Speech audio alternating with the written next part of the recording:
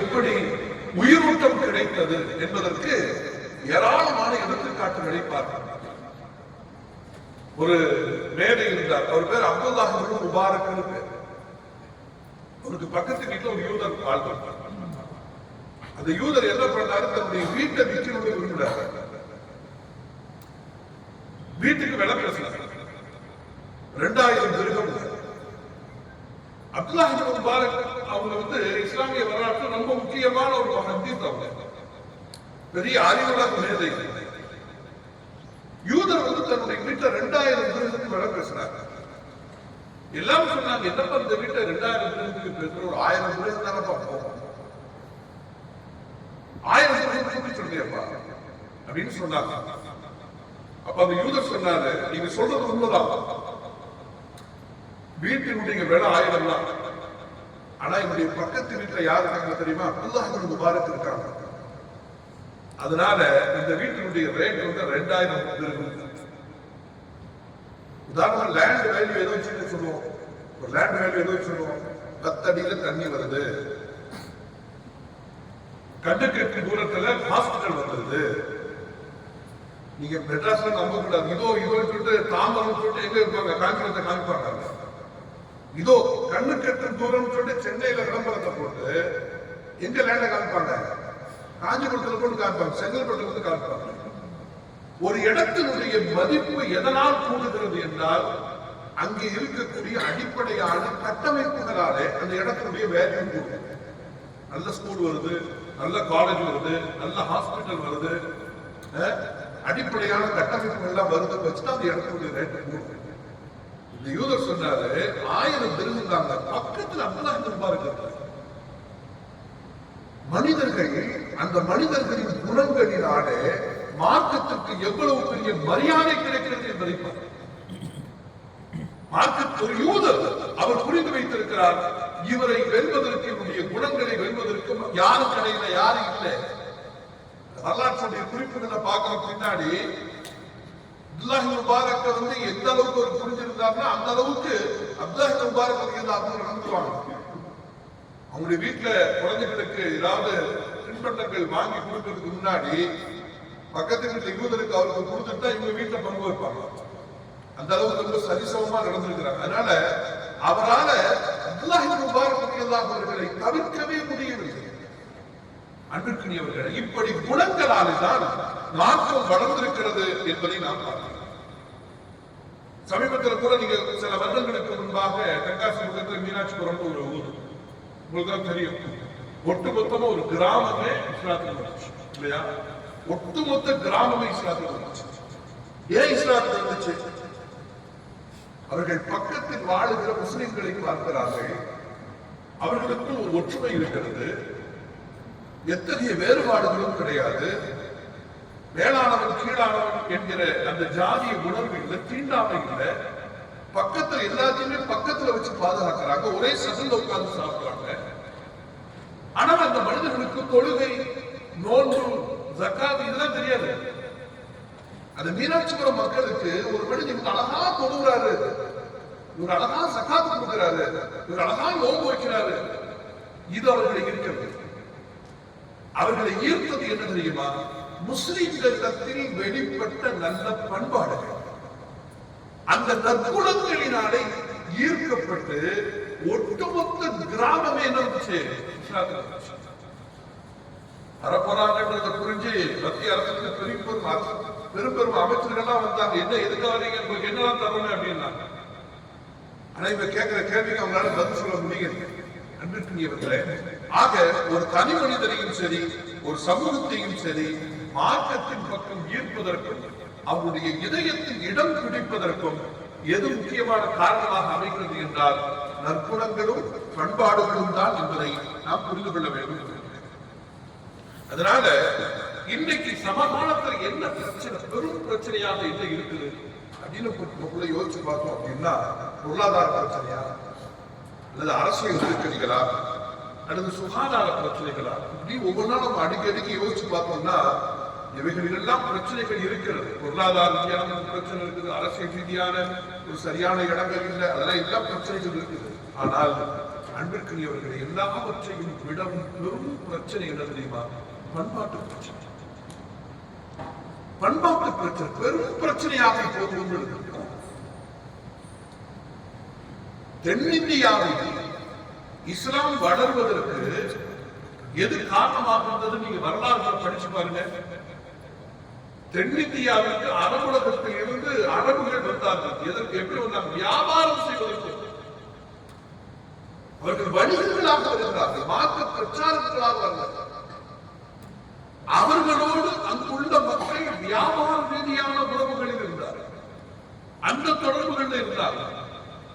வந்த அரபுகள் அவர்கள் காட்டிய நேர்மை, அவரிடத்தில் வெளிப்பட்ட வாய்மை, வியாபார அந்த நெறிமுறைகள், இவற்றையெல்லாம் அடிப்படையாக வைத்துக் கொண்டு தென்னிந்தியாவில் அவர்களோடு தொடர்பில் இருந்த மற்றவர்கள் இவர்களுடைய பண்பாடுகளால ஈர்க்கப்பட்டு தென்னிந்தியாவில் இஸ்லாம் பரவியது. அரபுலகத்தில் இருந்து வந்த வணிகர்களாலே இஸ்லாம் பரவியது என்பது என்று பார்த்தோம். இந்த வேல்யூ எவ்வளவு பெரிய வேல்யூ! ஒரு வியாபாரி ஒரு சமூகத்தை இஸ்லாத்தில் ஈர்ப்பதற்கு, இணைப்பதற்கு காரணமாக இருந்தார். இந்த சூழல் இப்போது நிலவுகிறதா? நமக்குள்ள நாம கேள்வி கேட்கிறோம். ஒரு முஸ்லிம் வியாபாரிகளை பார்த்து அடுத்தவர்கள் ஈர்க்கப்படுகிறார்களா? ஒரு சமூகம் அடுத்த சமூகத்தை தன்னுடைய பண்பாடுகளால தன்னிடமிருந்து வெளிப்படுகிற அந்த நிறைவான பழக்க வழக்கங்களினாலே அடுத்த சமூகத்தை கட்டி போட்டிருக்கிறதா என்று நாம் கேள்விகளை கிளப்பி பார்த்தால் கொஞ்சம் யோசிக்கிறோம். முன்னாடிலாம் முஸ்லிம் கடைகளை போய் வாங்கணும் அப்படின்ற மாதிரி ஒரு பெரும் சிந்தனைகள் இருந்தது. பெரும் சிந்தனைகள். வாய்ட்ட பணம் கரெக்டா இருக்கு, வாய்ட்ட பணம் கரெக்டா இருக்கு. ஆனால் இப்போது அந்த போக்கு அந்த அளவிற்கு இருக்கிறதா என்று சொன்னால், அன்பிற்குரியவர்களே, நமக்குள்ளேயே நாம் கேள்விகளை கிளப்பி பார்க்க வேண்டிய ஒரு அவசியம் இருக்கிறது என்பதை நாம் புரிந்து கொள்ள வேண்டும். எனவேதான் அல்லாஹ் சுப்ஹானஹு வ தஆலா இந்த விஷயத்துல ரொம்ப கவனம் செலுத்த சொல்றார். மார்க்கம் இந்த விஷயத்துல ரொம்ப கவனம் செலுத்த சொல்றார்.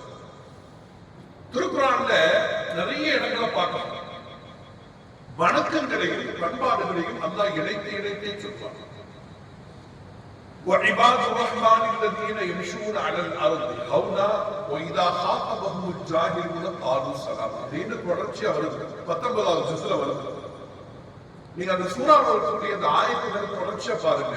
சில குணங்களையும் வணக்கங்களையும் சேர்த்து சொல்லுங்க.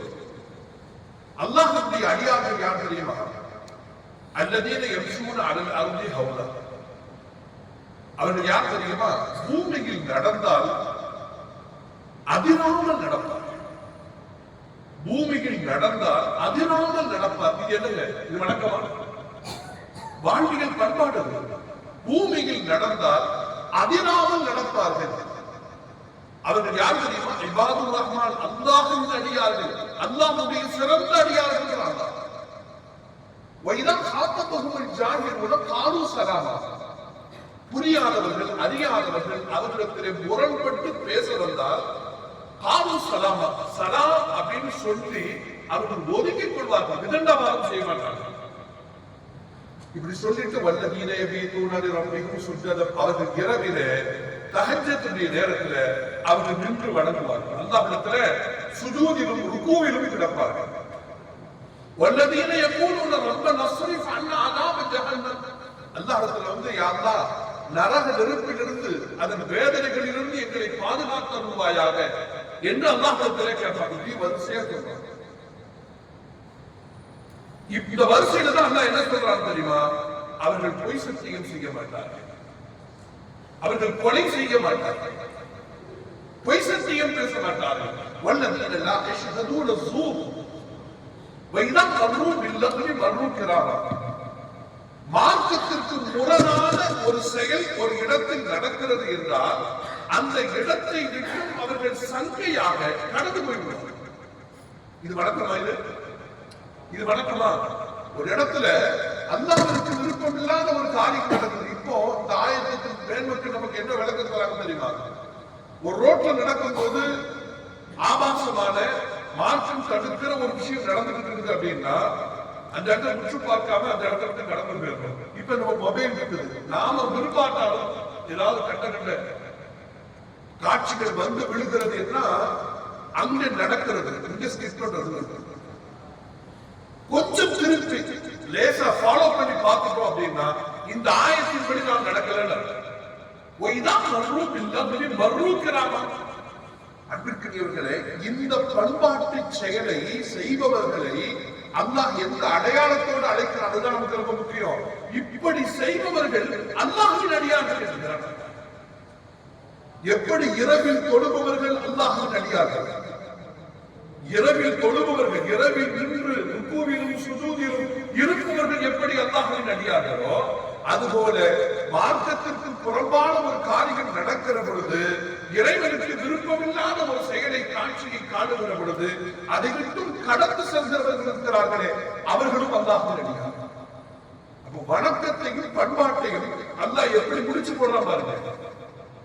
ஒன்றை விடுத்து ஒன்றை எடுப்பது. உதாரணம் ஒண்ணும் இல்ல, குர்ஆன்ல ஒரு வசனம் வருது பாருங்க. வக்கல்லா ரப்புக அல்லா தஅபுது இல்லா இய்யாஹு வபில் வாலிதைனி இஹ்சானா.